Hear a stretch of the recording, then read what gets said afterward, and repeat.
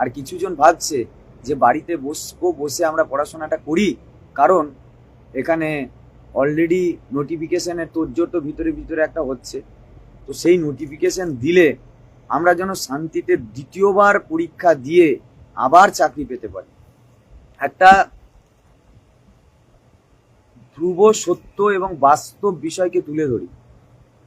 অনেকে যারা ভাবছেন যে তারা পরীক্ষা দিয়ে দ্বিতীয়বার আবার পাস করতে পারবেন, তাদেরকে বলি, কেন এই যদি আপনার এই প্যানেল বা এই চাকরি আপনি ফেরাতে না পারেন, তাহলে ডিসেম্বরের পর আপনি যত বড়ই বিদ্বান হন, তাহলে আপনার অবস্থা একেবারে চরম এবং চরমতম শোচনীয়তার মধ্যে দিয়ে যাবে।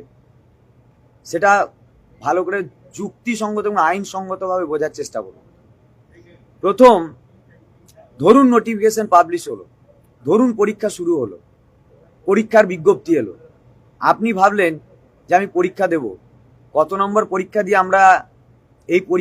দিয়ে আমরা চাকরি পেয়েছিলাম? 55 নম্বর। কখনোই ভাববেন না 55 নম্বরের পরীক্ষা হবে। 200 টার্গেট করে চলুন। এক। দ্বিতীয় হচ্ছে, পরীক্ষাটা হবেই না, পরীক্ষা হবেই না, এবং আপনার অবস্থা কত শোচনীয় হবে সেটা ভালো করে শুনে রাখুন। ফার্স্ট, যদি 2016 ধরে পরীক্ষা হয়, 2016 ধরে যদি পরীক্ষা হয়, তাহলে আমরা কোন সুযোগ সুবিধা পাচ্ছি? আমরা সুযোগ সুবিধা পাচ্ছি not specifically found to be tainted, এই ক্যান্ডিডেটরা একটা বয়সের ছাড় পাবে।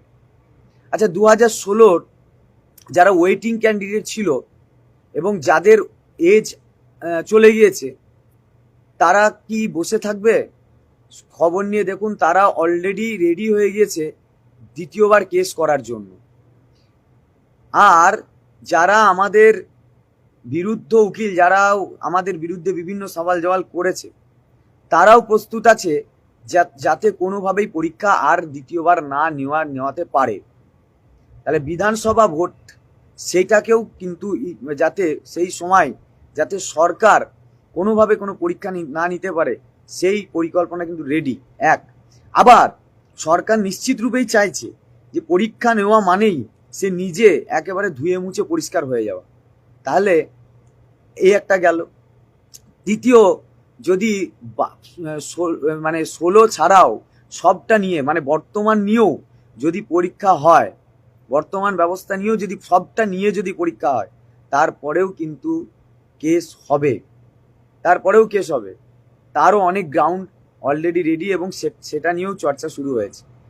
তা এটা কখনোই ভাববেন না যে আপনি ডিসেম্বরের মধ্যে আবার পরীক্ষা হবে এবং আবার আপনি চাকরি পাবেন। ধরে নিন পরীক্ষা হলো, ধরে নিন হবে না, এটা নিশ্চিত রূপে নিশ্চিত, কিন্তু তারপরেও ধরুন পরীক্ষা হলো, আপনি এত কষ্ট করে পড়লেন, আপনার একটা হকের চাকরি, যা শিক্ষা দপ্তরের দুর্নীতির কারণে, সরকারের দুর্নীতির কারণে বঞ্চিত হয়েছি আমরা, বা আমরা এই অবস্থায় দাঁড়িয়েছি, সেই জায়গায় একটা এবং অদ্বিতীয় দাবি রেখে সরকার কোন প্রক্রিয়ায়, তার হাতে কি কি ক্ষমতা আছে, সে কি ভাবে আমাদের হকের চাকরি ফিরিয়ে দেবে, এই দাবি নিয়ে জোরালো সওয়াল করে রাস্তায় পড়ে না থেকে আপনি যদি ভাবেন যে আমি পরীক্ষা দিয়ে পাশ করব, সেটা তো হবে না, কারণ পরীক্ষা হবে না। এটা ধরে রাখুন, পরীক্ষা নেওয়ার ক্ষমতা কারণেই 100% পরীক্ষা আটকাবে। বিভিন্ন পক্ষ অলরেডি রেডি হয়ে আছে, আপনার বাড়িতে আছেন, তাই সেসব খবর আপনারা পান না। এইবার ধরুন যে আপনি ডিসেম্বরের পর আপনার চাকরি চলে গেল, কারণ আপনি তো বাড়িতে আছেন, নিরাপদ, আপনি ভাবছেন, আপনি নিজেকে খুব সেফ অ্যান্ড সিকিউরে ভাবছেন। ডিসেম্বরের পর যখন আপনার চাকরি চলে যাবে, আপনি শিক্ষক, আপনি কোন প্রাইভেট সংস্থায় চাকরি করতে যাবেন? তাহলে আপনাকে কোনো না কোনো বেসরকারি স্কুলে যোগাযোগ করতে যাবে। এই বেসরকারি স্কুলগুলোতে যখন আপনি পড়াতে যাবেন, মনে রাখবেন আপনার গায়ে 2016 SLST ট্যাগ আছে, আপনি যোগ্য কি অযোগ্য আপনার মাথায় লেখা নেই, আপনার কপালে লেখা নেই। সেই প্রাতিষ্ঠানিক হ্যারাসমেন্ট আপনি সহ্য করতে পারবেন? কোন প্রতিষ্ঠান আপনাকে চাকরি দেবে?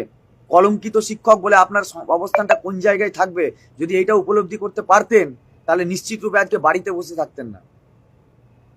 আপনি বাড়িতে বসে থাকতে পারতেন না। আমরা পারছি না, কারণ আমরা এটা উপলব্ধি করছি।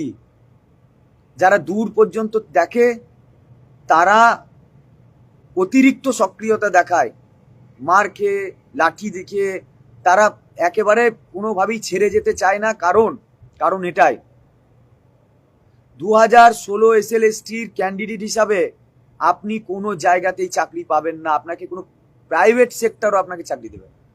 কারণ আপনাকে সেভাবেই আপনার অবস্থাটা সেই রকম জায়গায় নিয়ে এসে দাঁড় করানো হয়েছে। কোনো নেতাকে ধরে তোর সহজলভ্যভাবে টাকা দিয়ে চাকরি পায়নি, তাহলে হকের চাকরিটা আপনি ছেড়ে দেবেন, এটা আপনাদের খারাপ লাগছে না? এটা মনে হচ্ছে না যে না না সত্যি আমাদের কিছু করার দরকার? এমনকি ওয়েটিং যারা, যোগ্য ওয়েটিং যারা, তারা পর্যন্ত বলছে আমরা তোমাদের সাথে যেতে চাই, তোমরা দাবি রাখো যে অযোগ্য ক্যান্ডিডেট যারা বেরোবে তাদের জায়গায় যেন আমাদের নিয়োগ করা যায়। তারা আসতে চাইছে, অথচ যারা আমাদের সমস্যা তারা আসতে চাইছে না। কাল এতগুলো সংগঠন আমাদের ডাকে এলো, তারা কি কি আমাদের জন্য করতে পারে সেই সব নিয়ে আইডিয়া দিল, তারা কি কিভাবে আমাদের সাথে থাকবে আইডিয়া দিল। আমরা নিজেরা নিজেদের কথা বুঝতে পারছি না। আমরা জানি না আপনাদের সবার আরো ভালো ভালো কোনো পথ এই চাকরিটা ছাড়াও হয়ে আছে কিনা। তাহলে বোধহয় আমাদের কিছু জনের নেই, তার জন্য বোধহয় আমরা এই চাকরির মূল্যটা বুঝতে পারছি আর লড়াই করেই এটাকে আদায় করতে চাইছি। আপনারা চাইছেন না।